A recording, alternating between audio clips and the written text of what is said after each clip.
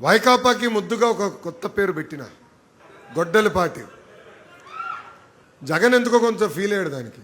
ఆయన అడుగుతున్నా, రపరప అనింది ఎవరబ్బా? రపరప అని ఎందుకు భయపడుతున్నారా భయ్?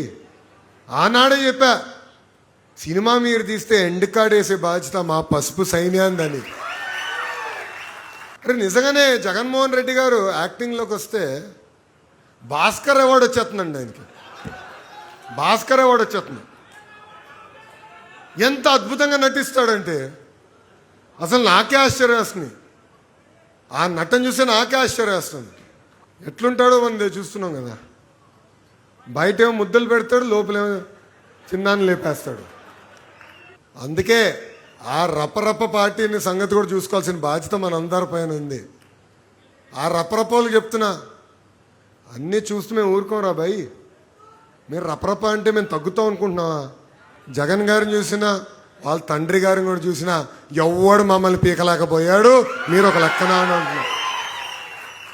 జగన్మోహన్ రెడ్డి గారికి ఒక మంచి పేరు పెడుతున్నారు, బెంతాహై. బెంతాహై 3 రోజులు బెంగళూరులో, 1 రోజు తాడేపల్లిలో, 3 రోజులు హైదరాబాద్లో. అందుకే ఆయన జగన్మోహన్ రెడ్డి అన్నది ఇప్పటి నుంచి బెంతాహై అన్న ముద్దుగా మీరు పిలవండి, బెంతాహై. ఇంకా